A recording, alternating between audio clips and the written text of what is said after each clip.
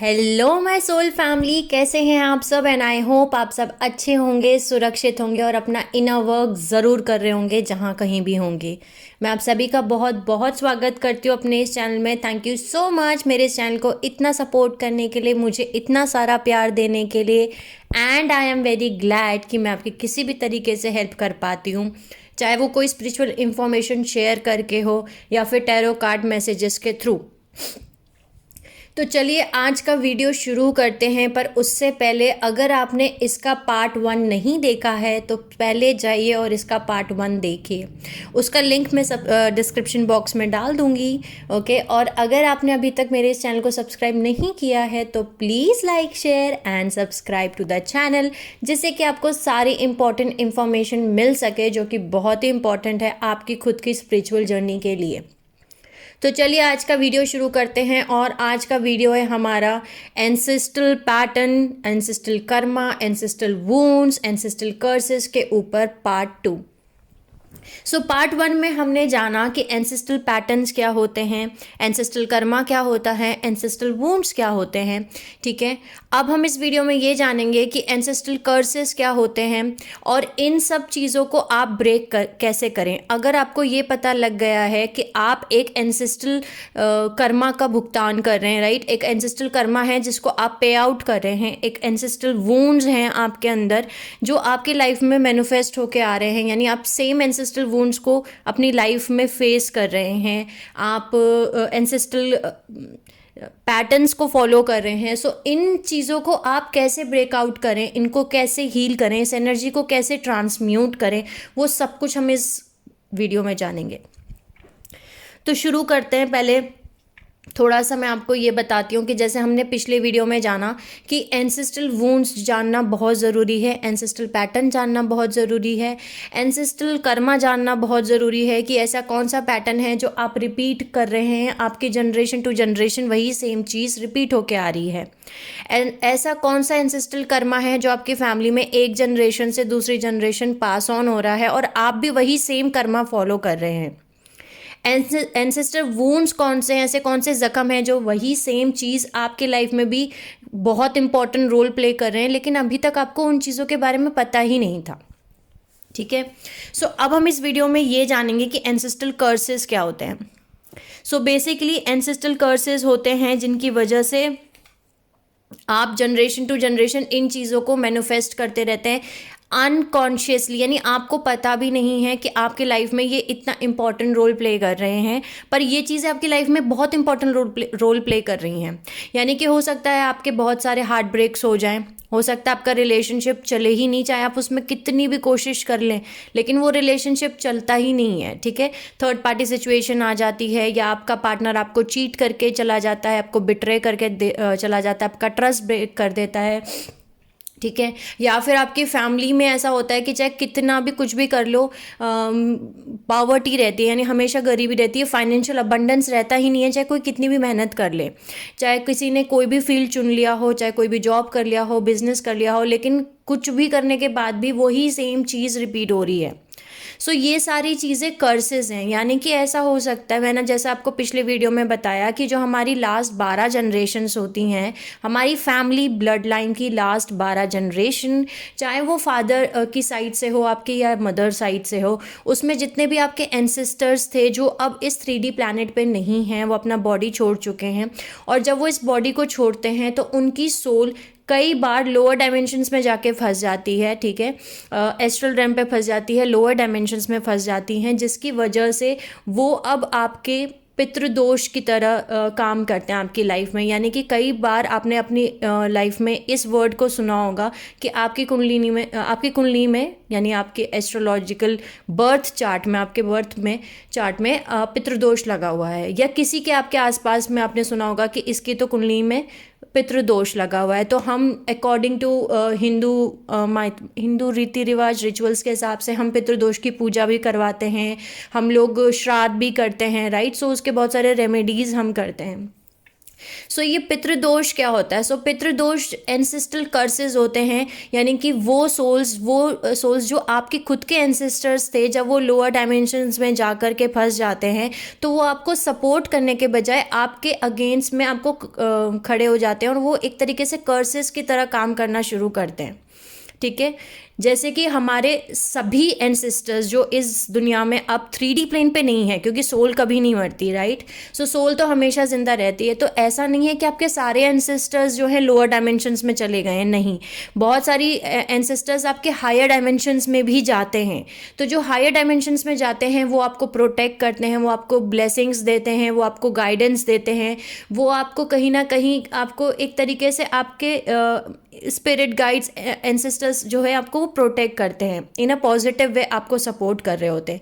लेकिन जो एंसेस्टर्स आपके लोअर डायमेंशंस में चले गए हैं, ठीक है, एस्ट्रल रेम पे फंसे हुए हैं, उनकी जो सोल है वो नीचे की डायमेंशंस में फंसी हुई है, वो आपको सपोर्ट करने के बजाय आपके ही खिलाफ खड़ी हुई होती हैं, आपको ही कर्सेस, आपकी लाइफ में कर्सेस मैनिफेस्ट करवा रही होती हैं। अब इसका हम एक एग्जाम्पल लेते हैं। मान के चलिए आपकी जनरेशन टू जनरेशन आप ये देख रहे हैं कि आपकी दादाजी, ठीक है, आप अभी मैं एक एग्जांपल ले रही हूँ, आपके जो दादाजी हैं उनको किसी से प्यार हुआ था, ठीक है। वो जो प्यार उनको हुआ था वो उनसे शादी करना चाहते थे, लेकिन क्योंकि उस टाइम फ्रेम में, उस ज़माने में लव मैरिजेस अलाउड नहीं थी, वो बहुत बड़ी एक पाप था, ठीक है। ये एक बिलीफ सिस्टम था कि आप लव मैरिज नहीं कर सकते, अरेंज मैरिज ही कर सकते हैं। तो आपके दादा ने ये स्टेप लिया कि उन्होंने लव मैरिज नहीं की और उन्होंने एक अरेंज मैरिज कर ली। यानी कि जब उन्होंने किसी से प्यार किया था वो उनकी डिवाइन काउंटर पार्ट थी, मान के चलिए वो एक उनकी सोलमेट थी या उनकी वो ट्विन फ्लेम थी, लेकिन उन्होंने अपने ट्विन फ्लेम को नहीं चूज़ किया, उन्होंने अपनी सोलमेट को चूज़ नहीं किया, अपने डिवाइन लव को चूज़ नहीं किया, अपने डिवाइन काउंटर पार्ट को नहीं चूज़ किया और किसी और से शादी कर ली।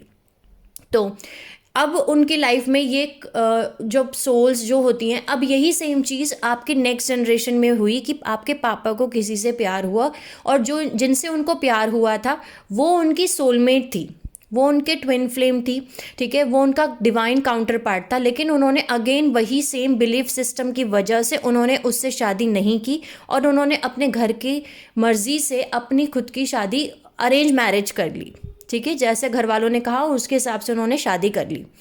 अब आप ये देखेंगे कि आपके दादा ने, आपके पापा ने यही सेम चीज़ की, ठीक है, लेकिन उन मैरिजेस के बाद उनके घर में, आपके घर में बहुत ज़्यादा डिसफंक्शन शुरू हो गया। यानी कि हो सकता है आपकी फैमिली में ये कर्ज हो कि आपको आपका मनचाहा प्यार कभी नहीं मिलेगा, यानी आपके सोलमेट से कभी आप यूनियन नहीं कर पाएंगे, आपके ट्विन फ्लेम से आप कभी यूनियन नहीं कर पाएंगे, आपका जो रियल लव है उसके साथ आप यूनियन नहीं कर सकते। ये आपके वो एंसेस्टर्स हैं जो आपको कर्ज दे रहे हैं क्योंकि वो लोअर डायमेंशंस में फंसे हुए हैं, ठीक है। अब यही सेम चीज़ अब आपके ऊपर आ गई कि अब आपको पता चल रहा है कि आप एक सोलमेट जर्नी में हैं या आप एक ट्विन फ्लेम जर्नी में हैं, आपको ये पता चल गया, ठीक है। आपको ये भी पता चल गया कि आपका ये डिवाइन काउंटर पार्ट है, और लेकिन अब वही सेम कहानी आपके साथ भी हो रही है कि आप चाहते हुए भी उस स्टेप को ले नहीं पा रहे हैं और आपको हर बार आपके डिवाइन काउंटर पार्ट से हटा करके कहीं और कार्मिक रिलेशनशिप में मोड़ दिया जाता है। जानबूझ के एक डाइवर्ट कर्स यूज़ किया जाता है, यानी आपकी फैमिली को ये कर्स है, ये श्राप है कि आप अपने जो आपका डिवाइन काउंटर पार्ट है उससे यूनियन नहीं कर सकते, ठीक है, उसके साथ शादी आप नहीं कर सकते, चाहे आप भी लिखवा के आए थे लेकिन ये नहीं कर सकते, ठीक है। तो ये एक कर्स है और ये जब तक काम करेगा जब तक आप अपने उन एंसेस्टर्स को हील नहीं कर देते, उन पैटर्न्स को ब्रेक नहीं कर देते, उन जख्मों को हील नहीं कर देते, उन साइकिल्स को ब्रेक नहीं कर देते, उन कर्मा को न्यूट्रलाइज नहीं कर देते, जब तक ये कर्स चलता रहेगा। अब इस एंसेस्ट्रल कर्सेस का एक और एग्जाम्पल लेते हैं। मान के चलिए आपके घर में बिट्रेल का एक पैटर्न है, एक बिट्रेल का कर्स है, यानी आपकी फैमिली को बिट्रेल का एक कर्स मिला हुआ है कि फैमिली टू फैमिली, मतलब जनरेशन टू जनरेशन कोई ना कोई किसी ना किसी को धोखा देगा। मान के चलिए आपकी दादी ने आपके दादा को धोखा दिया, ठीक है। धोखा कैसे दिया कि उन दोनों एक मैरिज में थे लेकिन उनका कहीं और अफेयर हो गया, उन्होंने थर्ड पार्टी सिचुएशन क्रिएट कर दी, उनका हार्ट ब्रेक हुआ, उन्होंने उनको धोखा दिया, ठीक है। अब वही सेम चीज़ आपने देखी कि आपके नानी नाना के घर पे भी सेम चीज़ रिपीट हो रही है, उन्होंने उनको धोखा दिया, थर्ड पार्टी सिचुएशन क्रिएट कर दी, बिट्रेल का एक कर्स है, यानी कि वो ऐसा जानबूझ के नहीं कर रहे, लेकिन अपने आप ऐसी चीज़ें क्रिएट हो रही हैं कि वो धोखा दे देते हैं। अब वही सेम चीज़ आपने नेक्स्ट जनरेशन में देखी कि कोई ना कोई आपकी फैमिली में किसी ना किसी को धोखा दे देता है, ठीक है, या मौसा मौसी को धोखा दे रहे हैं, चाचा चाची को धोखा दे रहे हैं, थर्ड पार्टी सिचुएशन क्रिएट कर रहे हैं। अब आपकी लाइफ में भी आपने देखा कि आप जब किसी रिलेशनशिप में जा रहे हैं तो आपको धोखा ही मिल रहा है, आपका हार्ट ब्रेक हो रहा है, आपको बिट्रेयल मिल रहा है, ठीक है, या आप किसी को बिट्रे कर रहे हैं। सो ये एक कर्स है जो आपकी जनरेशन टू जनरेशन चलता आ रहा है। इसका हम एक और एग्जाम्पल लेते हैं।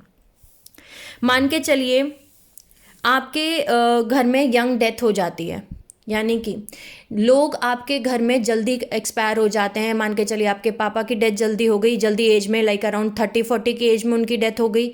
आपके घर में किसी और की डेथ हो गई, ठीक है, आपके बाबा की डेथ जल्दी हो गई, आपके नाना की डेथ जल्दी हो गई, और सब एक पर्टिकुलर, हो सकता है कि पर्टिकुलर बीमारी से जा रहे हों। मान के चलिए हार्ट अटैक से सबकी डेथ हो रही है। यंग डेथ हो जाना, किसी के घर में ऐसा होता है कि जनरेशन टू जनरेशन एक यंग डेथ होती है, ठीक है। सो ये आप देख रहे हैं आपके घर में कि कोई लंबा जी ही नहीं पाता, लाइक कोई 50 भी नहीं पहुंच पाता, 50 की एज तक भी नहीं पहुंच पाते, उसके पहले ही आपके घर में लोगों की डेथ हो जाती है। सो ये एक एंसेस्ट्रल कर्स है जो आपकी फैमिली में बहुत इंपॉर्टेंट रोल प्ले कर रहा है, ठीक है। इसके कुछ करेक्टरिस्टिक्स मैं आपको बताती हूँ, जिससे आप ये पता लगा सकते हैं कि आपकी फैमिली के ये एंसेस्ट्रल कर्स हैं, या ये एंसेस्ट्रल पैटर्न है, या ये एंसेस्ट्रल वुंड्स हैं, या ये एंसेस्ट्रल कर्मा है। इनमें से ये कुछ भी हो सकता है, ठीक है। जैसे कि यंग डेथ मैंने आपको बताया कि जैसे कि जवानी में ही किसी की डेथ हो जाना, आपके घर में जल्दी लोगों की डेथ हो जाती है। या फिर क्रॉनिक इलनेस, यानी ऐसी बीमारियां जिनका कोई इलाज नहीं है, जैसे कि हार्ट अटैक हो जाना, ठीक है, एड्स हो जाना, कैंसर हो जाना, ठीक है, या फिर ऐसे कुछ चीज़ें जो आपके समझ के भी बाहर हैं कि ऐसा होता ही क्यों है, बस पता नहीं क्यों हर किसी को ऐसी बीमारी हो जाती है। फिर नेक्स्ट आता है आपका पावर्टी, यानी कि गरीबी, यानी कि आप चाहे कितनी भी कोशिश कर लें, आप अपनी लाइफ में फाइनेंशियल अबंडेंस क्रिएट ही नहीं कर पाते। जनरेशन टू जनरेशन वही पावर्टी रिपीट पे रिपीट आ रही है। नेक्स्ट आता है डिसफंक्शन, यानी कि डिसफंक्शन फैमिली चलती रहती है, यानी कि कुछ ना कुछ ऐसा होता है कि वो प्यार मिसिंग है और डिसफंक्शन चलता रहता है। यानी कि या तो हो सकता है आपके पापा बहुत ज़्यादा मम्मी को मारते हों, या ऐसा हो सकता है आपकी मम्मी डोमिनेट करती हों और आपके पापा को गाली देती हों, उनको मारती हों, कुछ भी हो सकता है, ठीक है। डिसफंक्शन चलता है, ठीक है, या उनके डिवोर्स हो जाते हैं, या फिर किसी की एक की डेथ हो जाती है। नेक्स्ट आता है बिट्रेयल, जैसे मैंने आपको बताया बिट्रेयल का भी एक ऑप्शन हो सकता है कि आपके घर में बहुत ज़्यादा कोई ना कोई किसी ना किसी को बिट्रे कर देता है, धोखा दे देता है, ठीक है। हो सकता है भाई भाई आपस में एक दूसरे को धोखा दे रहे हों, आपके चाचा ताऊ, आपके भाई बहन एक दूसरे को ही धोखा दे रहे हैं, ठीक है। कोई भी तरीके का बिट्रेल हो सकता है, या हो सकता है आपके रिलेशनशिप्स में आपको बिट्रे मिलता हो, आपके फ्रेंड्स में आपको बिट्रेल मिलता हो। नेक्स्ट आता है मर्डर या फिर अबॉर्शंस, यानी कि आप अगर देख रहे हैं अपनी फैमिली में किसी न किसी का मर्डर हो जाता है, ठीक है, या फिर अबॉर्शंस हो जाते हैं, मिस कैरेजेस, अबॉर्शन किए जा रहे हैं ड्यू टू कि ये लड़की है, पहले से पता चल गया लड़की है तो हमें लड़की नहीं चाहिए, तो एक के बाद एक के बाद एक के बाद अबॉर्शन हो रहे हैं। अब आपकी लाइफ में भी सेम सिचुएशंस आ रही हैं, आप नहीं चाहते हुए भी आप बार बार अबॉर्शंस करवा रहे हैं, ठीक है। या फिर हो सकता है कि मिस कैरेजेस हो रहे हों, आप अबॉर्शन नहीं करा रहे, लेकिन ऐसी कोई सिचुएशन बनती है जहाँ बच्चा आपके घर में प्रेगनेंसी कंसीव करते हैं, उसके बाद मिसकैरेज हो जाता है अपने आप, ठीक है। नेक्स्ट आता है स्लेवरी का एक ऐसा बहुत बड़ा एग्जाम्पल मैं आपको ये दे सकती हूँ कि ऐसा हो सकता है कि जनरेशन टू जनरेशन कुछ ना कुछ ऐसा होता है कि आपको किसी ना किसी की स्लेवरी करनी पड़ती है, यानी कि गुलामी करनी पड़ती है। गुलामी किसी की भी करनी पड़ सकती है, हो सकता है आप अपने ही घर में अपने ताऊ जी, अपने चाचा जी, अपने मामा जी, अपने मौसा जी, अपने मौसी जी, अपने बाबा जी, अपने नानी जी, किसी की भी आप गुलामी कर रहे हों, या आपके पापा ने भी किसी की गुलामी की थी, या फिर आपके दादा ने भी किसी की गुलामी की थी, या आपकी मम्मी ने किसी की गुलामी की थी, या आप भी आज किसी न किसी की गुलामी कर रहे हैं। सो ये गुलामी का एक फैक्टर हो सकता है। नेक्स्ट आता है बिलीफ सिस्टम्स, बहुत इंपॉर्टेंट पॉइंट है बिलीफ सिस्टम्स, जो एक बहुत बड़ा पैटर्न है, ठीक है। बहुत सारी फैमिलीज़ में ये एक बहुत बड़ा पैटर्न है बिलीफ सिस्टम्स का। बिलीफ सिस्टम मतलब कि हर एक फैमिली के कुछ बिलीफ सिस्टम्स होते हैं जो जनरेशन टू जनरेशन चलते आ रहे हैं और उनको चेंज ही नहीं किया जाता, जो कि अगर वो सही हैं तो कोई बात नहीं, उसको कोई चेंज करने की ज़रूरत नहीं है। ऐसा नहीं है कि हमारे फैमिली के जितने भी बिलीफ सिस्टम है वो सभी गलत होंगे, लेकिन कुछ ऐसे बिलीफ सिस्टम्स होते हैं जिनको आपको चेंज करने की ज़रूरत पड़ सकती है, ठीक है। तो जैसे कि अगर आपकी फैमिली में कुछ एक ऐसा बिलीफ सिस्टम है कि घर की लड़कियां पढ़ाई नहीं कर सकती, वो जॉब नहीं कर सकती, सो यही belief system generation to generation चलता आ रहा है, और आपके घर की लड़कियां पढ़ाई उनको अलाउ ही नहीं है, वो पढ़ाई करती ही नहीं है, वो अपना ना वो जॉब करती है ना वो बिजनेस करती हैं, बस वो पैदा होती हैं, अपना घर का काम संभालती हैं, फिर उनकी शादी हो जाती है, वो शादी के बाद भी यही सेम चीज़ करती हैं। या फिर एक ये बिलीफ सिस्टम हो सकता है कि आप एक पर्टिकुलर अगर फील्ड में हैं तो ही सक्सेसफुल हैं, अदरवाइज आप नहीं सक्सेसफुल हैं। या फिर ये बिलीफ सिस्टम हो सकता है कि अगर आप अरेंज मैरिज कर रहे हैं तो ही आपकी शादी चलेगी, तो ही आप एक सक्सेसफुल लाइफ जिएंगे, और अगर आपने लव मैरिज कर ली तो आपकी लाइफ जो है नरक बन जाने वाली है, लव मैरिज चलती ही नहीं है। ठीक है, ये एक बिलीफ सिस्टम है। या फिर एक ये बिलीफ सिस्टम हो सकता है कि हमने जो बड़ों ने डिसीजन ले लिया बच्चों के लिए वही डिसीजन सही है, और अगर बच्चों ने डिसीजन ले लिया तो वो गलत है। बिलीफ सिस्टम कुछ भी हो सकता है। बिलीफ सिस्टम ये भी हो सकता है, मान के चलिए कि पीरियड्स में हम जो है मंदिर में नहीं जाते हैं, ठीक है, या फिर हम मान के चलिए कोई एक आप कुछ भी हो सकता है, मतलब इसका बहुत सारे एग्जाम्पल्स हैं। बिलीफ सिस्टम आपको आपकी फैमिली के हिसाब से पता चलेगा कि आपकी फैमिली में कौन सा एक ऐसा बिलीफ सिस्टम है जो कि एंसेस्ट्रल बिलीफ सिस्टम है, यानी चलता आ रहा है एंसेस्ट्रल टू एंसेस्ट्रल। ठीक है, यानी जनरेशन टू जनरेशन ये चीज़ें बिलीफ सिस्टम कैरी ऑन हो रहा है, जिसको आपको चेंज करने की ज़रूरत है। या फिर आपके घर में ऐसा बिलीफ सिस्टम है कि बड़ों के सामने आप कुछ बोल नहीं सकते, चाहे बड़े आपके साथ कुछ भी कर रहे हों। ठीक है, मैं ये नहीं कह रही हूँ कि आपको अपने बड़ों के साथ जवान लड़ानी चाहिए या उनको जवाब दे देना चाहिए, नहीं, ऐसा नहीं है। लेकिन एक रिलेशनशिप में आपको ऐसा नहीं है कि हमारे बड़े हैं तो आप अपनी मन की बात उनको नहीं कह सकते। ठीक है, अगर आपको डर लगता है आप उनके सामने मुंह नहीं खोल सकते, तो ये एक बिलीफ सिस्टम है कि आप बोल ही नहीं सकते। ठीक है, सो बहुत सारे बिलीफ सिस्टम्स के एग्जाम्पल हैं, आप अपनी लाइफ में अपनी फैमिली के हिसाब से इस चीज़ को एनालाइज कर सकते हैं। नेक्स्ट आता है डोमेस्टिक वायलेंस। ये भी बहुत इंपॉर्टेंट पॉइंट है। डोमेस्टिक वायलेंस बहुत सारे घरों में आज भी इंडिया में, आउट ऑफ इंडिया भी ऐसा होता है कि डोमेस्टिक वायलेंस होता है। ठीक है, औरतों के ऊपर भी होता है, आदमियों के ऊपर भी होता है, दोनों के ऊपर होता है कि उनको मारा जाता है, पीटा जाता है, अब्यूज़ किया जाता है, गाली गलौज दी जाती है, उनके मायके वालों को सुनाया जाता है, उनकी परवरिश पे क्वेश्चन मार्क्स उठाए जाते हैं। ठीक है, तो ये डोमेस्टिक वायलेंस के अंडर में आता है। ठीक है, हाथ उठाना और मतलब या फिर बच्चों को बहुत मारना, ठीक है, कुछ भी हो सकता है, बच्चों को भी मारना भी डोमेस्टिक वायलेंस के अंडर में ही आता है। नेक्स्ट होता है एडिक्शन, यानी कि पीढ़ी दर पीढ़ी आप देख रहे हैं कि हो सकता है आपके दादा बहुत ज़्यादा नशा करते थे, मतलब सिगरेट पीते थे, ड्रिंक्स करते थे। ठीक है, उसके बाद सेम आपने देखा आपके पापा भी सेम ड्रिंक्स करते थे, सिगरेट पीते थे। ठीक है, उसके बाद आपने देखा कि अब आप भी अपनी लाइफ में यही सेम चीज़ करें कि आप भी सिगरेट पी रहे हैं, ड्रिंक कर रहे हैं, बल्कि और अब आप ड्रग्स भी लेने लग गए। सो ये एक एडिक्शन है जो कि आपकी फैमिली टू फैमिली चलता आ रहा है, ये एक पैटर्न है जो आपके फैमिली टू फैमिली चलता आ रहा है। नेक्स्ट आता है प्रोस्टिट्यूशन। सो ये भी एक तरीके का कर्स है। ठीक है, जो कि कई सारी फैमिलीज़ में ऐसा होता है कि प्रोस्टिट्यूशन जनरेशन टू जनरेशन चलता आ रहा है। ये सभी के लिए अप्लाई नहीं है, ये जितने भी मैं आपको एग्जांपल्स दे रही हूँ, ये मैं एग्जांपल्स दे रही हूँ उन सभी चीज़ों के। इनमें से हो सकता है कुछ चीज़ें आपके साथ अप्लाई करें और कुछ चीज़ें नहीं भी अप्लाई करें। सो आपको खुद को अपनी खुद की इंट्यूशन सुननी है, अपने खुद का क्योंकि आप अपनी फैमिली को ज़्यादा जानते हैं, आपको पता है कि आपकी खुद की फैमिली के कर्सेस या आपके फैमिली के एंसेस्ट्रल पैटर्न या एंसेस्ट्रल वूंड्स या एंसेस्ट्रल कर्मा कौन सा है। ठीक है, मैं इनके कुछ एग्जाम्पल्स आपको दे रही हूँ। सो हो सकता है कि प्रोस्टिट्यूशन एक देख रहे हैं आपकी जनरेशन टू जनरेशन, हर कोई आपके घर में प्रोस्टिट्यूशन की लाइन में ही जा रहा है। ठीक है, नेक्स्ट आता है इंसल्ट करना। ये भी एक बहुत बड़ा कर्स है, ये भी एक बहुत बड़ा पैटर्न है कि आपके घर में आप देखते हैं कि जो घर के बड़े हैं वो इंसल्ट करते हैं, दूसरे लोगों की इंसल्ट कर देते हैं, या किसी पंडित की आप इंसल्ट कर देते हैं, या औरतों की आप इंसल्ट कर देते हैं, या बहुओं की इंसल्ट कर देते हैं, या बच्चों की इंसल्ट कर देते हैं, या फिर आप किसी और के बेटे को इंसल्ट कर देते हैं, या किसी और बेटी को इंसल्ट कर देते हैं। उनको ये नहीं सोचते कि आप किसकी इंसल्ट कर रहे हैं। या फिर जो बहुत बड़े बड़े संत हैं उनकी इंसल्ट कर देना, या रिलीजन, दूसरे रिलीजन की इंसल्ट कर देना, दूसरी कंट्रीज़ की इंसल्ट कर देना। ठीक है, सो इंसल्ट करना भी बहुत बड़ा एक तरीके का पैटर्न है जो आपकी फैमिली में जनरेशन टू जनरेशन आ रहा है। सो ये कुछ एग्जाम्पल्स थे, कुछ करेक्टरिस्टिक्स थे जिनसे आप ये पता लगा सकते हैं कि आपके फैमिली के ancestral pattern, ancestral curses, ancestral wounds, ancestral Karma कौन से हैं जो आपके जनरेशन टू जनरेशन चलता आ रहा है। यानी कि जैसे कि मैंने आपको पिछले वीडियो में भी बताया कि आपके डीएनए के अंदर आपके सारे ancestral Karma, wounds, pattern, curses सब कुछ स्टोर्ड है, ठीक है, एज मेमोरीज।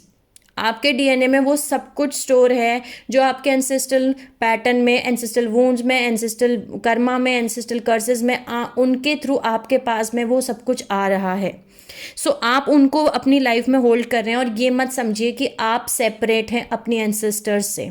नहीं, आप सेपरेट नहीं हैं, आप सब वन हैं।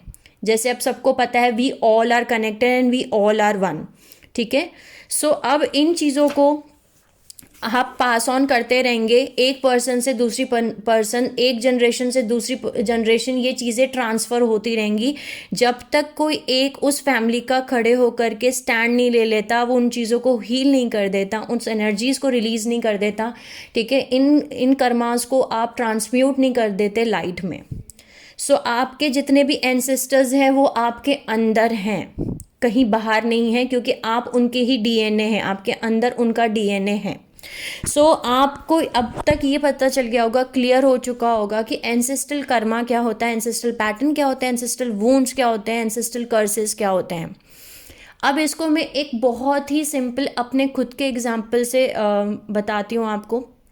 जैसे मैंने अपने पिछले वीडियो में भी बताया कि जितने भी ट्विन फ्लेम्स हैं, जितने भी सोलमेट्स हैं, जितने भी लाइट वर्कर्स हैं, एम्पाथ्स हैं, स्टार सीड्स हैं, वो जब अपनी जर्नी को शुरू करते हैं तब उनको पता चलता है, उनके अवेकनिंग के बाद, उनकी कुंडलिनी जागृत होने के बाद, कि ये एनर्जी उनकी लाइफ में कितना इंपॉर्टेंट रोल प्ले कर रही थी, और वो इन एनर्जीज को ट्रांसम्यूट करते हैं। और एक ट्विन फ्लेम या सोलमेट या फिर एम्पाथ, लाइट वर्कर, स्टार सीड के लिए इन एनर्जीज को रिलीज करना, हील करना, इनको ट्रांसम्यूट करना क्यों ज़रूरी है, इन पैटर्न्स को ब्रेक करना, साइकिल्स को ब्रेक करना क्यों बहुत ज़रूरी है, ठीक है। क्योंकि आप एज ट्विन फ्लेम जर्नी जब आपने चूज़ की थी, या आपने एक सोलमेट जर्नी जब चूज़ की थी, या एज अ लाइट वर्कर आप यहाँ आए थे, एज अ स्टार सीड जब आप आए थे, जब आप एज एम्पाथ यहाँ आए थे, तो आपके अंदर जो डीएनए है वो नॉर्मल डीएनए नहीं है।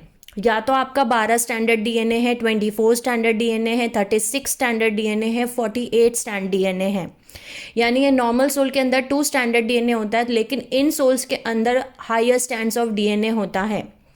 लेकिन उन डीएनए के अंदर भी कुछ डीएनए डॉर्मेंट है, जंक है, सोया हुआ है, जो यूज़ नहीं हो रहा है, और उन सब में वो सारी चीज़ें स्टोर्ड हैं जो जब तक इम्पॉर्टेंट रोल प्ले करती रहती हैं, जब तक आप इन चीज़ों को ट्रांसफ़र नहीं कर देते, जिनको हम बोलते हैं हम हमारी लाइफ में। जैसे आपने सबने सुना होगा कि ट्विन फ्लेम जर्नी में यूनियन नहीं होता है, सोलमेट जर्नी में यूनियन नहीं होता है, जब तक आप अपना कर्मा बैगेज रिलीज़ नहीं कर देते, ठीक है। यानी कि आप अपने कर्मों का हिसाब किताब पूरा नहीं कर देते, आपके जो 3D लेवल पे आपको कर्मा बैलेंस करना था, उन पैटर्न्स को आप ब्रेक नहीं कर देते, उन कर्मा को आप रिलीज़ नहीं कर देते, तब तक आपका आपके ट्विन फ्लेम के साथ नहीं हो सकता यूनियन। सो मैं इसको अपने एग्जाम्पल से बताती हूँ। जैसे कि मेरे ऊपर, जैसे मैं और मेरे ट्विन फ्लेम हैं, सो एक और चीज़ इम्पॉर्टेंट नोट करने वाली ये है कि ऐसा बहुत कॉमनली देखा गया है, ऐसा हो सकता है कि दोनों ट्विन, मतलब जो 2 ट्विन फ्लेम्स हैं, एक डिवाइन मैस्कुलिन है, एक डिवाइन फेमिनिन है, उनमें से किसी एक के पास कर्मा बैगेज ज़्यादा हो, ठीक है। हो सकता है डिवाइन मैस्कुलिन के पास कर्मा बैगेज ज़्यादा हो सकता है डिवाइन फेमिनिन के पास कर्मा बैगेज ज़्यादा हो। और ये इसलिए ऐसा चूज़ किया जाता है, दोनों को इक्वल कर्मा बैगेज नहीं दिया जाता है, किसी एक को ज़्यादा दिया जाता है, किसी एक को कम दिया जाता है, ताकि एक कर्मा बैगेज को रिलीज़ करे और दूसरा उस चीज़ को बैलेंस कर सके। जब अवेकनिंग हो तो दूसरा जिसके पास कर्मा बैगेज नहीं था वो अपनी एनर्जी से अपने ट्विन फ्लेम को संभाल सके। सो दोनों ट्विन्स जब 2 सोल, जो 2 सोल में बट रहे होते हैं, एक ही सोल होती है, उसको जब 2 में बांटा जा रहा होता है, तब वो दोनों डिसाइड करते हैं इनकारनेट होने से पहले कि मैं कर्मा बैगेज ज़्यादा लेती हूँ या मैं कर्मा बैगेज ज़्यादा लेता हूँ। ये डिपेंड करता है कि आप दोनों ने अपने सोल कॉन्ट्रैक्ट कैसे डिज़ाइन किए थे, ठीक है। सो मैं अपना एग्जांपल ले रही हूँ यहाँ पे कि मैंने मेरे सोल कॉन्ट्रैक्ट में ये डिसाइड किया था कि कर्मा बैगेज मेरे पास ज़्यादा था। ठीक है। और मेरे ट्विन फ्लेम के पास कर्मा बैगेज कम था। ठीक है। ऐसा नहीं है कि उनके पास कर्मा बैगेज बिल्कुल भी नहीं था, जीरो थे, नहीं, उनके पास भी था, मेरे पास भी था, लेकिन मेरे पास कर्मा बैगेज ज़्यादा था रिलीज़ करना। तो जब तक मैंने उस कर्मा बैगेज को रिलीज़ नहीं किया, तो जब तक हमारा यूनियन नहीं हो पाया। ठीक है। जैसे मेरे पास कर्मा बैगेज था डोमेस्टिक वायलेंस का। सो मेरा पहला जो कार्मिक रिलेशनशिप था उसमें मैंने सब कुछ सहन किया, मार भी खाई, ठीक है, गालियाँ भी खाई, सब कुछ किया मैंने, वही सेम चीज़, सेम पैटर्न, सेम जख्म, सब कुछ फेस किया, सब कुछ फील किया जो मेरे घर में एंसेस्ट्रल वूंड्स की तरह, एंसेस्ट्रल पैटर्न की तरह, एंसेस्ट्रल कर्मा कर्स की तरह चलता आ रहा था डोमेस्टिक वायलेंस औरतों के ऊपर। ठीक है। बिट्रेल और डोमेस्टिक वायलेंस ये चलता आ रहा था हमारे एंसेस्ट्रल जनरेशन टू जनरेशन। तो वही सेम चीज़ मैंने फेस की। ये आपको क्यों फेस करनी पड़ती है as twin flame, soulmate, star seed, light workers, empaths, ताकि आप उस एनर्जी को फील कर पाएँ, उस दर्द को फील कर पाएँ।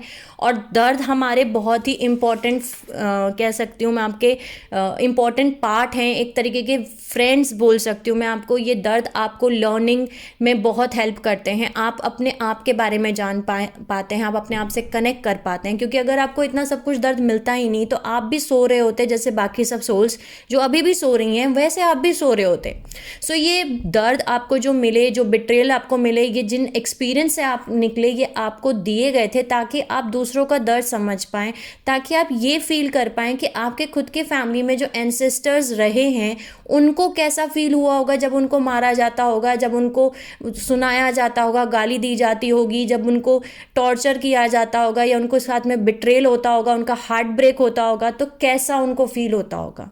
ठीक है। सो ये आपने अपने एक्सपीरियंस, अपने खुद के ancestral Karma, ancestral pattern, ancestral wounds के हिसाब से आपने खुद ने चूज़ किया। ठीक है। जैसे मैंने पिछली वीडियो में भी बताया कि एक normal soul in ancestral karma, pattern, wounds, cycles को ब्रेक नहीं कर सकती, वो इन चीज़ों को नहीं समझ सकती। इसीलिए twin flames, soulmates, light workers, empath और स्टार सीड्स ऐसी फैमिली को चूज़ करते हैं जहाँ पे बहुत सारा इकट्ठा नेगेटिव कर्मा जमा हो चुका है, या फिर एंसेस्ट्रल वुंड्स जमा हो चुके हैं, जख्म जमा हो चुके हैं, पैटर्न जमा हो चुके हैं, जो कि एक नॉर्मल सोल उस चीज़ को नहीं ब्रेक कर सकती है। जनरेशन टू जनरेशन देखते रहे, लेकिन अब उस फैमिली में इतना सब कुछ जमा हो चुका है कि उसको तोड़ने के लिए ऊपर से एक ऐसी सोल को ही भेजा जाता है जो हाईली इवॉल्व्ड ओल्ड सोल है, जो कि नॉर्मल सोल नहीं है, जो कि एक स्टार सीड्स हैं, जो कि लाइट वर्कर्स हैं, जो एम्पाथ्स हैं, जो कि ट्विन फ्लेम्स हैं या सोलमेट्स हैं। ये सोल्स उस फैमिली में जन्म लेती हैं ताकि इन चीज़ों को, वो उस फैमिली को कहीं ना कहीं वो हील कर पाएँ, इन सब चीज़ों से उनको मुक्ति दिला पाएँ और उन एंसेस्टर्स को भी बाहर निकाल पाएँ जो लोअर डायमेंशंस में फंसी हुई हैं। ठीक है। इसीलिए आपने इन फैमिलीज़ को चुना जानबूझकर, ताकि आप उन इतने बड़े बिग रोल के लिए आपने इन फैमिलीज़ को चूज़ किया था। आपका रोल बहुत इम्पॉर्टेंट है उस फैमिली के लिए। अब हम ये जानते हैं, जैसे कि मैंने आपको बता दिया कि ये सारी चीज़ें होती हैं, आपने सर्टेन लेसन सीखने के लिए, सर्टेन एक्सपीरियंस करने के लिए ये सब कुछ चूज़ किया था। ठीक है। और जब सेम चीज़ जब आपने अपनी लाइफ में देखी, तब आपको समझ में आया कि अच्छा ठीक है, ये सब कुछ इसलिए ऐसा हो रहा है क्योंकि हमारे खुद के एंसेस्ट्रल पैटर्न यही चल रहे हैं और हमें इन चीज़ों को तोड़ना है, इनको ब्रेक करना है। जब मुझे समझ में आया फर्स्ट कार्मिक रिलेशनशिप के बाद कि मेरा ये एंसेस्ट्रल पैटर्न है कि घर में मारा जाता है, डोमेस्टिक वायलेंस होता है, ठीक है, बिट्रेयल होता है, थर्ड पार्टी सिचुएशन होती है। मैंने उस पैटर्न को ब्रेक किया। ठीक है। उसके बाद मेरी लाइफ में कभी भी डोमेस्टिक वायलेंस रिपीट नहीं हुआ, वो पैटर्न रिपीट नहीं हुआ, क्योंकि मैंने उस पैटर्न को ऑलरेडी ब्रेक कर दिया था। ठीक है। उस पैटर्न को ब्रेक किया था, तो ये चीज़ मैंने अपनी लाइफ में खुद के अप्लाई की। अब हम ये जानते हैं कि जैसे मैंने आपको बताया कि हर चीज़ का कॉज एंड इफ़ेक्ट होता है हमारी लाइफ में, ये एक लॉ भी है, कॉज एंड इफ़ेक्ट। ठीक है। इस चीज़ को बहुत इंपॉर्टेंट नोट करने वाली ये है कि जो भी हमारे एंसेस्टर्स ने किया उसका cause and effect her generation में चलता रहेगा। आपकी खुद की रेस्पॉन्सिबिलिटी है कि इन चीज़ों को आप ट्रांसम्यूट कीजिए, इन जख्मों को आप हील कीजिए, इन पैटर्न्स को आप ब्रेक कीजिए। भले ये जो कुछ भी क्रिएट किया आपके एंसेस्टर्स ने वो आपकी गलती नहीं थी, लेकिन आपकी रेस्पॉन्सिबिलिटी है कि उस चीज़ों को आप हील करें। जैसे कि आपके अंदर डीएनए से ये सारी चीज़ें ट्रांसफ़र होके आ रही हैं, वैसे ही आपकी हीलिंग करने से, वैसे ही आपके इन पैटर्न्स को ब्रेक करने से, वैसे ही इन ज़ख्मों को हील करने की वजह से, इन साइकिल्स को ब्रेक करने की वजह से, इन कर्मा को कंप्लीट करने की वजह से, ट्रांसम्यूट करने की वजह से, वो सब कुछ वैसे ही पहुँचेगा डीएनए के थ्रू आपके पास्ट एंसेस्ट्रल ब्लड लाइन्स में और आपके फ्यूचर ब्लड लाइन्स में। ठीक है, अब हम ये जानते हैं कि इनको कैसे हील किया जाए। अब आपको ये पता चल गया कि आपकी फैमिली में ये एंसेस्ट्रल पैटर्न है, ठीक है, या ये एंसेस्ट्रल वुंड्स हैं, या ये एंसेस्ट्रल साइकिल्स हैं, कर्मा हैं, कर्सेज हैं, ये आपको पता चल गया। तो आप इनको कैसे ब्रेक करें, इनको कैसे हील करें। सबसे पहले तो अवेयर एंड एक्नॉलेजमेंट, ये बहुत इंपॉर्टेंट स्टेप है कि आपको एडमिट करना है, एक्नॉलेज करना है, एक्सेप्ट करना है कि ओके मेरी फैमिली का ये एंसेस्ट्रल पैटर्न है, ये मेरी फैमिली का एंसेस्ट्रल जनरेशन कर्मा है। सो एक्नॉलेजमेंट करना, एडमिट करना बहुत ज़रूरी है, क्योंकि बहुत सारी सोल्स, चाहे वो कितने भी अपनी अवेकनिंग जब प्रोसेस से आप गुजर रहे होते हैं, या हो सकता है अब अभी अभी आपकी कुंडलिनी जागृत होना शुरू हुई हो, अभी अभी आपने अपनी स्पिरिचुअल जर्नी शुरू हुई हो। सो इस चीज़ में बहुत हिम्मत लगती है, बहुत करेज लगता है, ठीक है, क्योंकि माइंड आपको आगे बढ़ने नहीं देगा। ये इम्पॉर्टेंट पॉइंट है, इसको नोट कर लीजिए।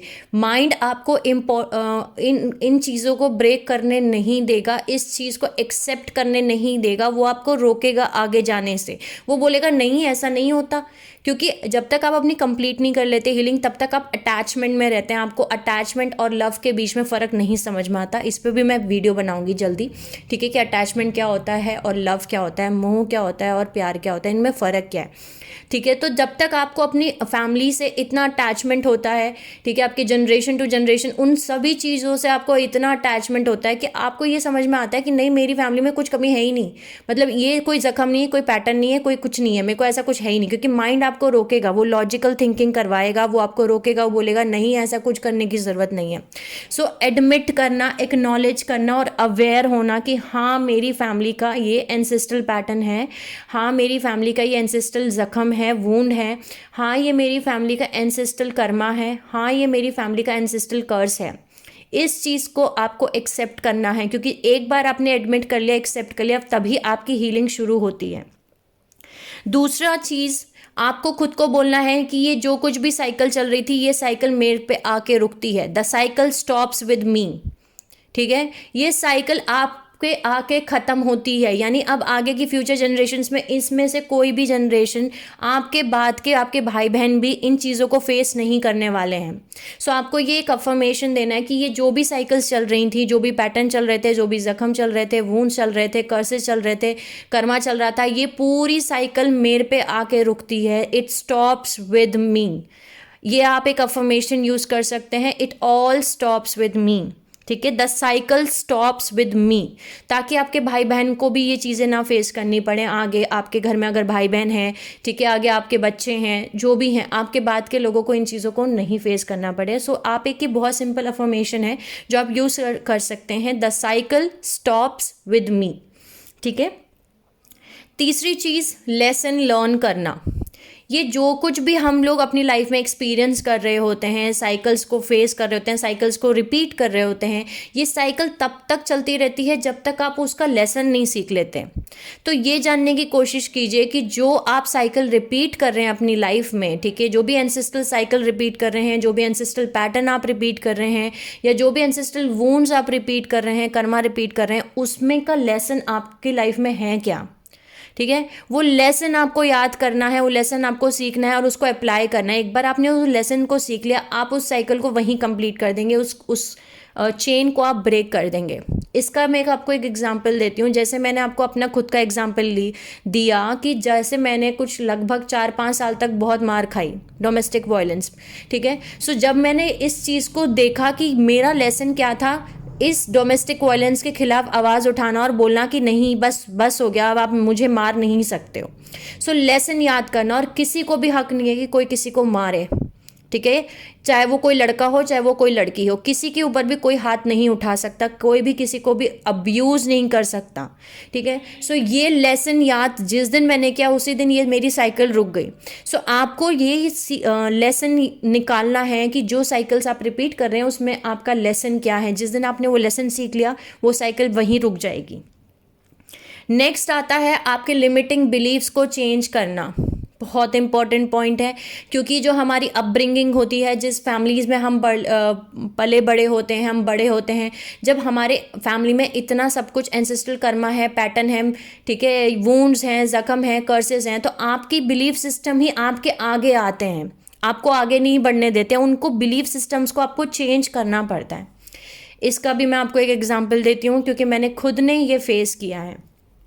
जैसे कि फॉर एग्जाम्पल हमारे इंडिया सोसाइटी में, मैं स्पेशली इंडिया के नाम लूँगी क्योंकि इंडिया में ये बहुत ज़्यादा रिपीट होता है। आउट ऑफ इंडिया में ये बिलीफ सिस्टम नहीं है, बट इंडिया में बहुत कुछ होता है कि हमें बचपन से बोला जाता है कि आपकी अगर कहीं पे शादी हो गई, ठीक है, या फिर अगर आपका किसी के साथ कुछ फिजिकल रिलेशन हो गया, आपने किसी के साथ सेक्स कर लिया, तो वही आपका पति है, अब वही आपका घर है, वही आपका ससुराल है। अब चाहे आप वहाँ पे मर भी जाओ, ठीक है, चाहे वो आपको कैसा भी ट्रीट करे, लेकिन आपको उसको नहीं छोड़ना है, उसी चीज़ को आपको कंटिन्यू करना है।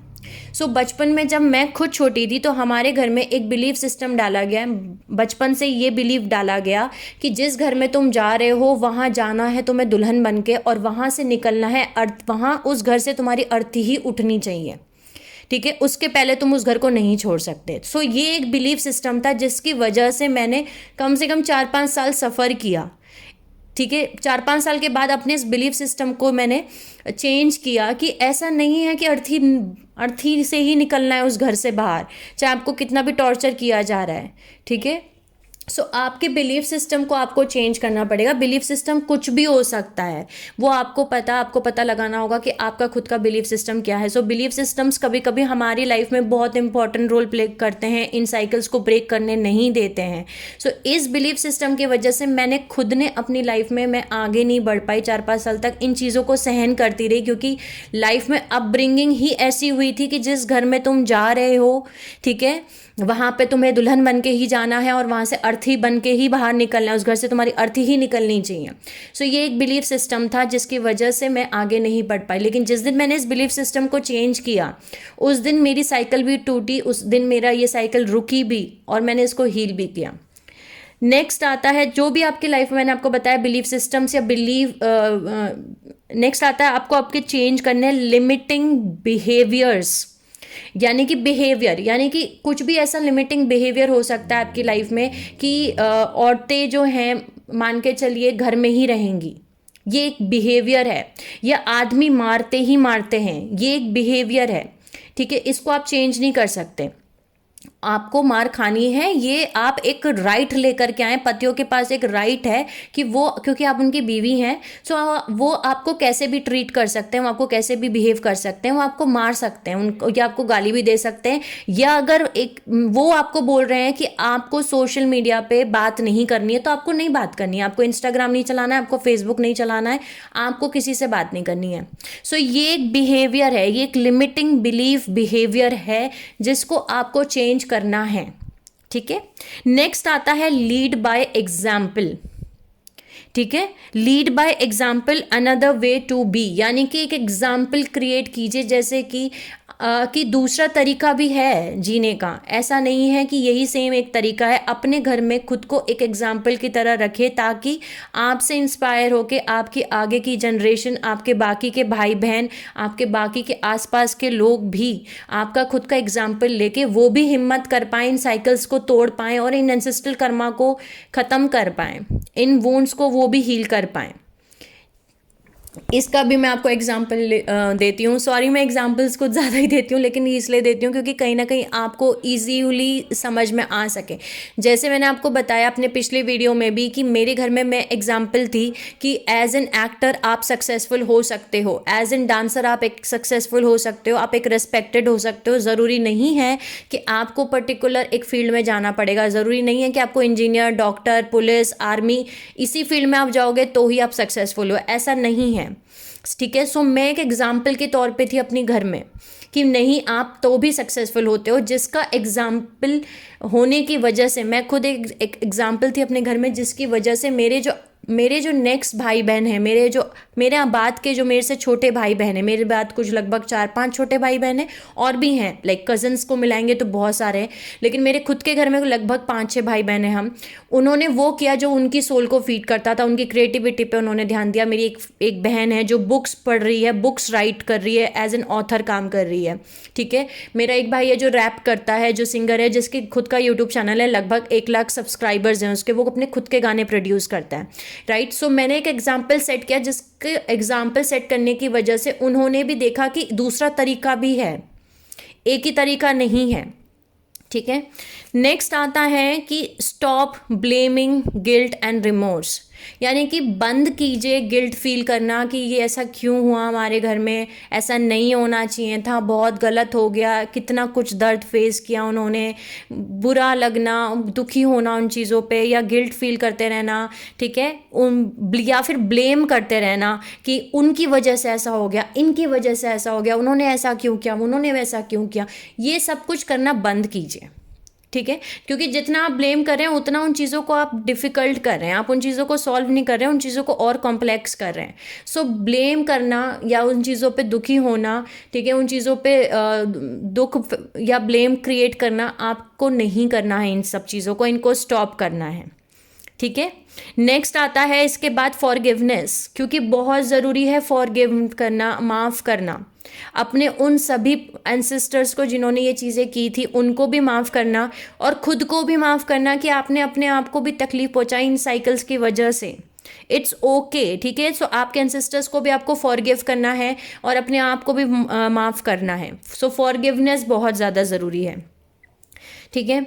और नेक्स्ट स्टेप आता है आपका it's okay to distance yourself till your healing and discovering yourself, यानी कि अगर आप अपनी खुद की स्पिरिचुअल जर्नी को आपने अभी शुरू किया है, अपनी कुंडलिनी जागृत को जर्नी को अभी शुरू किया है, आपने अभी अभी अपने आप को जानना शुरू किया है कि आप कौन हैं या क्यों आए हैं, तो जब तक आपकी हीलिंग कंप्लीट नहीं हो जाती, जब तक आपके खुद के जख्म भर नहीं जाता, जब तक आप अपने हायर सेल्फ से कनेक्ट नहीं हो जाते, तब तक आप थोड़े दिन के लिए अपने आप को थोड़ा दूर भी रखते हैं। अगर अपनी फैमिली मेम्बर्स से ये कम बात करते हैं, अपने फ्रेंड्स से कम बात करते हैं, उनसे कम मिलते हैं, ठीक है, या सोशल मीडिया से आप थोड़े दिन के लिए कट ऑफ हैं, तो ये कोई बुरी बात नहीं है, ये अच्छी बात है। अपने आप को आप डिस्टेंस पे रख सकते हैं जब तक आप अपनी हीलिंग कंप्लीट नहीं कर लेते, ठीक है, जब तक आप अपने हायर सेल्फ से कनेक्ट नहीं कर लेते।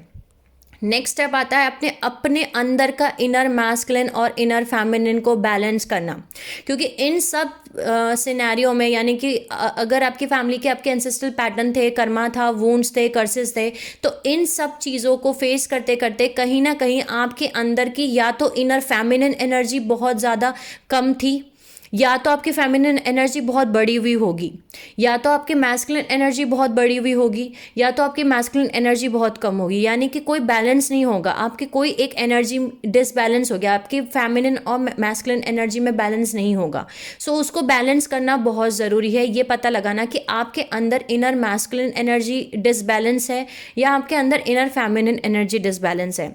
जैसे मेरे अंदर इनर फेमिनिन मेरी बहुत ज़्यादा बड़ी हुई थी, ठीक है, और मैस्कुलिन एनर्जी कम थी मेरे अंदर, और फेमिनिन एनर्जी बहुत ज़्यादा बड़ी हुई थी।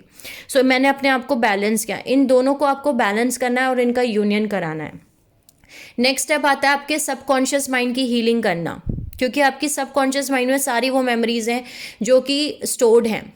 नेक्स्ट आता है आपका रूट चक्र, स्केरल चक्र और हार्ट चक्र को एक्टिवेट करना, ठीक है, और इन एनर्जीज को रिलीज करना इन चक्रों में से, ठीक है। इसके बाद में नेक्स्ट स्टेप आता है change the way you think about your family. आपको अपनी फैमिली के बारे में थिंकिंग प्रोसेस चेंज करनी है। आपको ये समझना है कि जैसे कि एक छोटा बच्चा जो कि एक नर्सरी में पढ़ता है, उसको कुछ नहीं पता, उसको सिर्फ इतना ही पता है कि मुझे स्कूल जाना है, मुझे ABCD पढ़ना है, मुझे घर आना है, मेरी मम्मी पापा मुझे खाना खिलाएंगे, ठीक है, मुझे मुझे टॉयज से खेलना है, ठीक है, उसको कपड़े पहनने भी नहीं आते। एक छोटे बच्चे को, एक 3 साल के बच्चे को कुछ भी उतनी वो नहीं होती है, थॉट प्रोसेस उसका इतना वाइंड अप नहीं हो जाता कि उसको सब कुछ समझ में आ जाए कि वो कर क्या रहा है। उसका इंटेंशन किसी को तकलीफ पहुंचाना नहीं होता।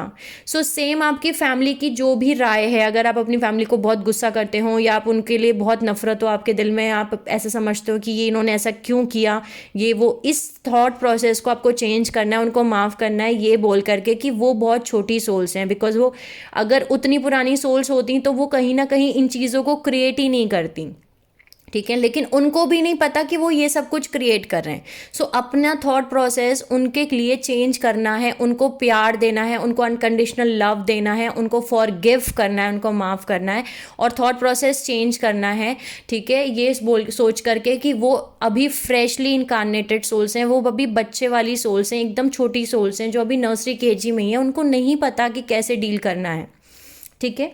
नेक्स्ट है आपके डीएनए में से सारे वुंड्स को, जो भी एंसेस्ट्रल वुंड्स थे, जो भी एंसेस्ट्रल जख्म थे, उनको रिलीज करना है और अफर्मेशंस देना है। अपने अंदर के इनर चाइल्ड इश्यूज़ को भी हीलिंग करना है। इसमें बहुत इंपॉर्टेंट है, आपके इनर चाइल्ड इश्यूज़ आते हैं तो उनको, जो भी आपके इनर चाइल्ड इश्यूज़ हैं, जो भी इनर चाइल्ड हीलिंग है, उसको आप कंप्लीट कीजिए, क्योंकि इन सब पैटर्न्स की वजह से कहीं ना कहीं आपके अंदर को डिपेंडेंसी, नेग्लेक्ट वुंड, वो बहुत सारे वुंड्स होते हैं। मैंने ऑलरेडी डिस्कस किया हुआ है कि इनर चाइल्ड वुंड्स क्या होते हैं, ठीक है। सो वो सब कुछ आपको हील करना है। वो आप मेरे स्पिरिचुअल इन्फॉर्मेशन इन हिंदी में मैंने अपलोड किया हुआ है, आप देख सकते हैं उस वीडियो को भी। सो आपकी इनर चाइल्ड हीलिंग को भी आपको कंप्लीट करना है, ठीक है। नेक्स्ट आता है आपके इंट्यूशन को फॉलो करना और अभी के मोमेंट में रहना, यानी प्रेजेंट मोमेंट में रहना, नाउ मोमेंट में रहना। हमें फ्यूचर के बारे में नहीं सोचना है, ना ही हमें हमारे पास्ट के बारे में सोचना है, हमें सिर्फ अपने अभी के बारे में सोचना है, ठीक है।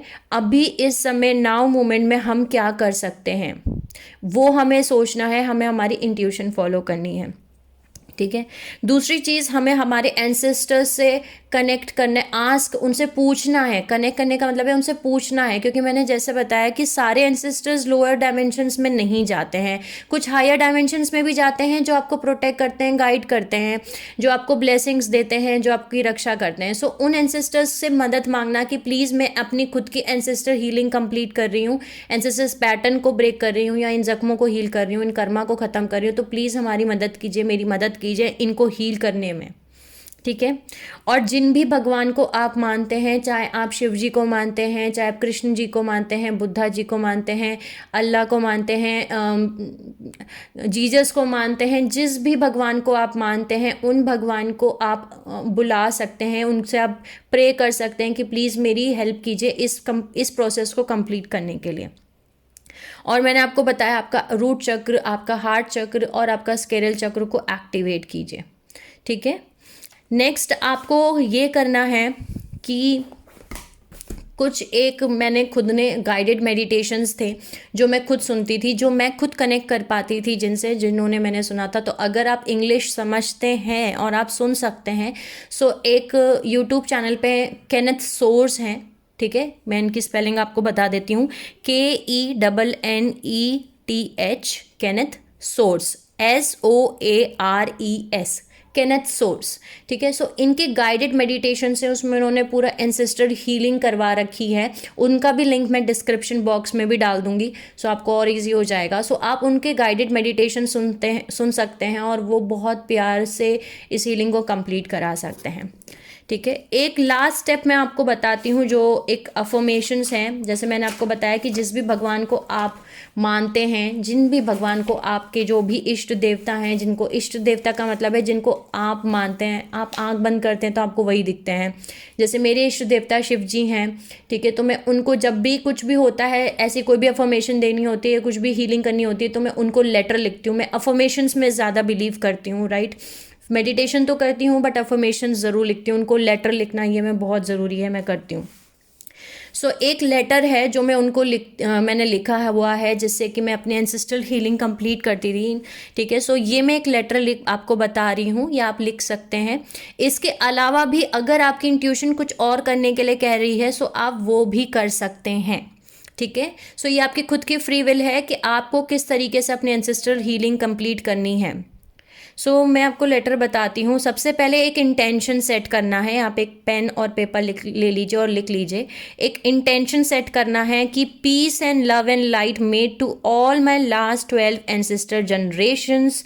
ठीक है, यानी कि मैं पीस, शांति, प्यार और लाइट सभी के साथ क्रिएट करती हूँ। मेरी लास्ट 12 जनरेशन, 12 एंसेस्टर जनरेशन्स, ठीक है, उनके साथ मैं पीस, लव और लाइट क्रिएट करती हूँ from both father and mother's side.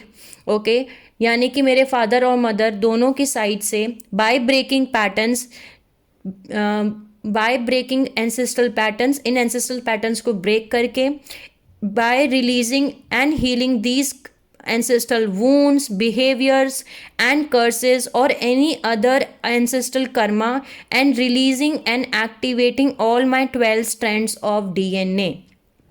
सो आप इनसे दो चीज़ क्रिएट कर सकते हैं। आपको एक इंटेंशन सेट करना है कि मैं अपनी लास्ट 12 जनरेशन्स के साथ में जो भी मेरे फादर की साइड, जो भी मेरी मदर की साइड की लास्ट 12 जनरेशन्स थी, उनके साथ मैं पीस, लव और लाइट क्रिएट करती हूँ। जितने भी मेरे एंसेस्ट्रल पैटर्न्स थे उनको मैं ब्रेक करती हूँ। जो भी एंसेस्ट्रल वुंड्स थे उनको मैं हील करती हूँ, उनको मैं रिलीज़ करती हूँ, या जो भी बिहेवियर्स थे उनको भी मैं रिलीज़ करती हूँ, कर्सेस को रिलीज़ करती हूँ, और जो भी एंसेस्ट्रल कर्मा थे उनको भी मैं रिलीज़ करती हूँ और एक्टिवेट करती हूँ अपना 12 स्ट्रैंड ऑफ DNA को। ठीक है, सो इससे आपके 12 स्ट्रैंड ऑफ DNA भी एक्टिवेट होगा।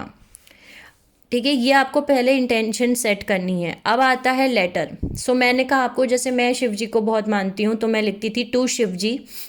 सो from my last 12 ancestral generations, from both father and mother, any ancestral patterns, karmas or wounds or curses, I am releasing, breaking, healing and closing out all those ancestral cycles and patterns and karmas and all wounds. So last Shiv ji, मैं आपको ये letter लिख रही हूँ कि जितने भी last 12 ancestral generations हैं मेरी फादर और मदर की साइड से, जितने कोई भी एंसेस्ट्रल पैटर्न हो, कर्मा हो, वूंड्स हो या कोई भी कर्ज हो, मैं उनको रिलीज़ करती हूँ, उनको ब्रेक करती हूँ, उनको हील करती हूँ और उनको क्लोज आउट करती हूँ, उनको ख़त्म करती हूँ। जो भी ancestral cycles, patterns, karmas, wounds चल रहे थे। This all stops with me here and now. ये सब कुछ यहीं ख़त्म होता है, रुकता है, स्टॉप होता है मेरे तक, यानी मेरे बाद ये चीज़ कंटिन्यू नहीं होगी। मैं यहीं पे इस चीज़ का स्टॉप लगाती हूँ। Please guides, Shivji, spirit guides, angels and ancestors, help me out to complete all healing or breaking patterns, releasing all wounds and energy from my DNA। यानी कि जितने भी मेरे स्पिरिट गाइड्स हैं, शिव जी हैं, एंजल्स हैं, एंसेस्टर्स हैं, आर्कएंजल्स हैं, प्लीज़ मेरी हेल्प कीजिए ताकि मैं इस हीलिंग को कंप्लीट कर पाऊँ, इन पैटर्न्स को ब्रेक कर पाऊँ और ये सारे ज़ख्म, ये सारी एनर्जी को मैं रिलीज़ कर पाऊँ जो मेरे DNA में स्टोर था। ठीक है, यानी मेरे DNA में स्टोर है। Then I ask forgiveness to all my last 12 generations, either from father or mother's side or both side. If I hurt in any way to them in the past or present, and I also give forgiveness to all my last 12 generations from both father and mother's side if they had hurt me or anyone in the past or in the present life. So मैं माफ़ी मांगती हूँ अपने last 12 generation से, चाहे वो मेरे father की साइड की जनरेशन हैं या वो मदर की साइड की जनरेशन है, कि उन्होंने किसी भी तरीके से किसी को भी पास्ट में तकलीफ़ पहुँचाई, हर्ट किया, या प्रेजेंट में भी उन्होंने किसी को तकलीफ़ पहुँचाई, हर्ट किया, और मैं उनको भी माफ़ करती हूँ।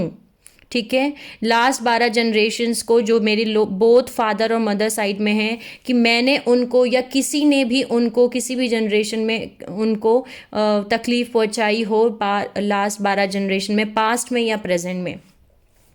Please release, heal and activate my DNA, यानी कि प्लीज़ मेरी DNA को में जो भी एनर्जी है उसको रिलीज़ कीजिए, हील कीजिए और मेरे DNA को एक्टिवेट कीजिए। Peace and love made with all my last 12 ancestor generations from both father and mother's side। So peace यानी शांति और प्यार मैं क्रिएट करती हूँ जितने भी लास्ट 12 एंसेस्ट्रल जनरेशन्स हैं मेरे फादर और मदर दोनों की साइड से। I release and heal all these wounds, मैं रिलीज करती हूँ इन सभी और वूंड और हील करती हूँ इन सभी जख्मों को, वूंड्स को, पैटर्न्स को, बिहेवियर्स को, कर्सेस को, और इनको ट्रांसम्यूट करती हूँ and transmute into unconditional love and light. So मैं ट्रांसम्यूट करती हूँ इन सभी चीज़ों को unconditional love and light. Help me Shiv ji to activate all my dormant और junk 12 stands of DNA। So मैं शिव जी से हेल्प मांगती हूँ, प्लीज़ शिव जी हेल्प कीजिए कि मेरे जितना भी डॉर्मेंट और जंक 12 स्टैंड्स ऑफ DNA है उसको मैं एक्टिवेट कर पाऊँ। आई क्रिएट और set an intention to stop all my ancestral cycles with me. So मैं एक इंटेंशन क्रिएट कर रही हूँ, मैं एक इंटेंशन सेट कर रही हूँ कि जितने भी एंसेस्ट्रल साइकिल्स चल रही हैं वो सब कुछ रुकती हैं मेरे तक आके। Releasing these energies from my ancestral bloodlines and DNA and creating new future and creating new future further bloodlines। सो ये सारी एनर्जीज़ को मैं मेरे एंसेस्ट्रल ब्लड लाइन से रिलीज़ करती हूँ, मेरे DNA से रिलीज़ करती हूँ और नई फ्यूचर ब्लड लाइन्स क्रिएट करती हूँ। So thank you so much Shiv Ji for choosing me for this beautiful soul purpose to complete, heal, break and transmute all these into beautiful love and light energies by activating all 12 strands of DNA for future and past bloodlines. It all stops with me here and now. So thank you so much Shiv Ji कि आपने मुझे choose किया इतने खूबसूरत, इतने beautiful soul purpose के लिए, जिससे कि मैं इस प्रोसेस को कंप्लीट कर पाऊँ, हील कर पाई, मैं ब्रेक कर पाई और इन सभी एनर्जीज़ को मैं ट्रांसम्यूट कर पाई into beautiful love and light में by activating 12 stand of DNA मेरे फ्यूचर और मेरे पास ब्लड लाइन्स के लिए। ये सब कुछ रुकता है, स्टॉप होता है मेरे तक स्टॉप होता है हियर एंड नाउ, अभी इसी वक्त। योर्स डॉटर मेरा नाम। ओके, सो ऐसे में एक अफर्मेशन लिखती थी, मैं इसका एक फ़ोटो भी आपके साथ सभी के साथ इस वीडियो में शेयर कर दूंगी। सो ये एक अफर्मेशन था जो मैं लिखती थी, इसको मैं एक सैम्पल के तौर पे आपको दे रही हूँ, तो आप इनको यूज़ कर सकते हैं। आप चाहें तो अपनी तरफ से भी कुछ ना कुछ एक लेटर लिख सकते हैं, जैसा अगर आपकी इंट्यूशन बोलती है। सो ये था मेरा आज का वीडियो। ऐसे आप अपने एंसेस्टर हीलिंग कंप्लीट कर सकते हैं, ठीक है। अपने एंसेस्ट्रल कर्मास को ब्रेकआउट कर सकते हैं, अपने कर्सेस को ब्रेक कर सकते हैं, उनको ट्रांसम्यूट कर सकते हैं। आई होप मैं आपको समझा पाई। Thank you so much my soul family for listening me, sending you lots of love and healing and happy energies to everyone जो भी मेरा ये वीडियो सुन रहे हैं। तब तक के लिए अपना ध्यान रखिए, take care of yourself. Next video में मिलेंगे। Take care of yourself and see you soon.